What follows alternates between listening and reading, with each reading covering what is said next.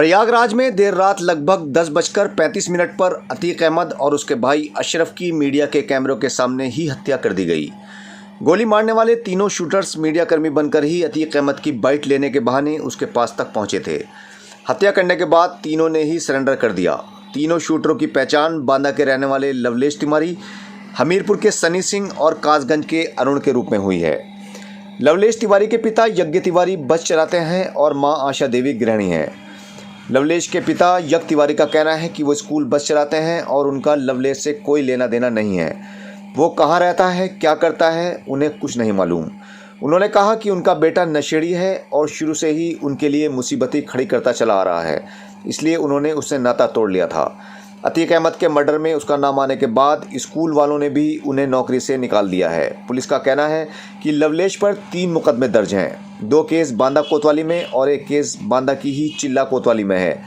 दूसरा शूटर सनी सिंह हमीरपुर का रहने वाला है। उसके घर पर उसका भाई पिंटू, जो चाय की दुकान चलाता है, उसने बताया कि उसके माँ बाप नहीं हैं और सनी 15 साल पहले घर छोड़कर चला गया था। सनी सिंह पर भी 18 मुकदमे दर्ज हैं।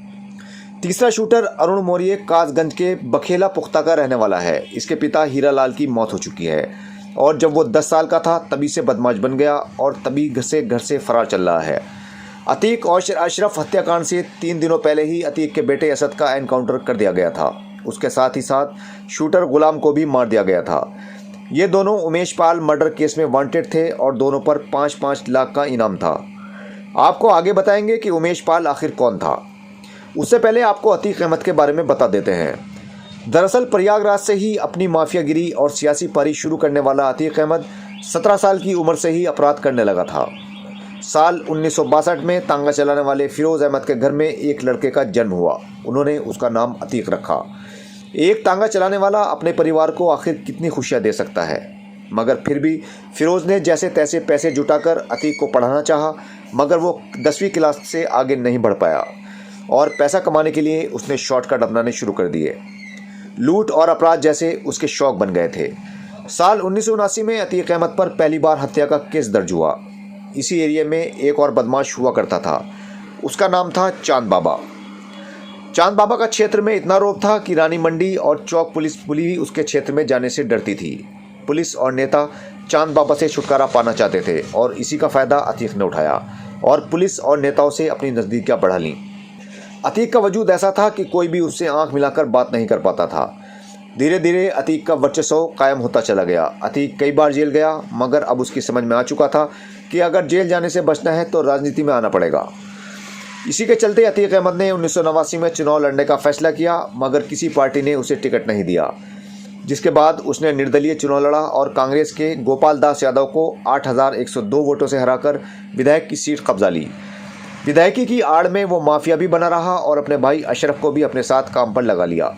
विधायक बनने के बाद एक गैंगवार में चांद बाबा की हत्या कर दी गई, जिसका आरोप अतीक अहमद पर लगा, मगर विधायक होने के चलते उसका कुछ नहीं बिगाड़ पाया। अब अशरफ को भी राजनीति का चस्का लग गया था, जिसके चलते अतीक अहमद ने अशरफ को सपा से टिकट दिलवाया।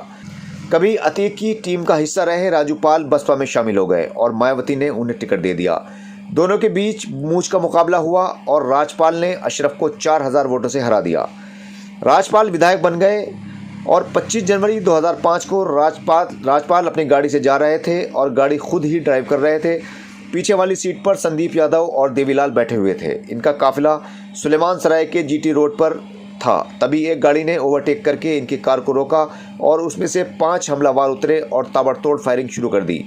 मौके पर 4 मिनट तक गोलियां चलती रहीं, जिसमें राजूपाल की मौत हो गई। राजू को 19 गोलियां मारी गई थी। इस कांड में गाड़ी में बैठे संदीप और देवीलाल की भी मौत हो गई थी। पीछे चल रही गाड़ियों में राजपाल के रिश्तेदार उमेश पाल भी मौजूद थे, जो इस केस में मुख्य गवाह बने। हत्या में अतीक और अशरफ दोनों का नाम आया था। 2005 के उपचुनाव में बसपा ने राजू की पत्नी पूजा पाल को टिकट दे दिया और सपा ने दोबारा से अशरफ को ही उम्मीदवार बनाया। इस उपचुनाव में सपा से अशरफ जीत गया। इस बीच अतीक का दबदबा बढ़ता चला गया, मगर 2007 में जब बसपा की सरकार आई तो हालात एकदम बदल गए। मायावती ने अतीक के खिलाफ कई केस खोल दिए और अतीक को गिरफ्तार करके साबरमती जेल और अशरफ को बरेली जेल भेज दिया गया। 24 फरवरी 2023 को दिन दहाड़े उमेश पाल की हत्या कर दी गई और इस हत्याकांड में उमेश पाल के साथ साथ उनके 2 सुरक्षाकर्मी भी मारे गए थे। उमेश पाल पेशे से वकील थे। ये पूरा हत्याकांड आसपास लगे सीसीटीवी कैमरों में कैद हो गया था। 24 फरवरी को जैसे ही उमेश पाल अपने घर के पास पहुंचे, वैसे ही बदमाशों ने उन पर ताबड़तोड़ गोलियां बरसानी शुरू कर दी। इस कांड में उनके गनर संदीप मिश्रा और राघवेंद्र सिंह की भी मौत हो गई थी। इस हत्याकांड में पुलिस ने अतीक अहमद और उनकी पत्नी शाइस्ता, भाई और पूर्व विधायक अशरफ, बेटे असद सहित 18 लोगों के खिलाफ मुकदमा दर्ज किया था। इनमें पुलिस ने असद, सदाकत, अरमान, अरबाज और विजय चौधरी को एनकाउंटर में मार गिराया और साबिर तथा कैस अहमद जेल में बंद हैं। छानबीन के बाद सामने आया है कि अतीक और अशरफ का जिस पिस्टल से मर्डर हुआ है वो जिगाना मेड पिस्टल है, जो तुर्की में बनाया जाता है। इसमें एक बार में 17 गोलियां लोड होती हैं। भारत में इस पिस्टल पर पूरी तरह से बैन है। इसी पिस्टल से गायक सिद्धू मूसेवाला को भी मारा गया था।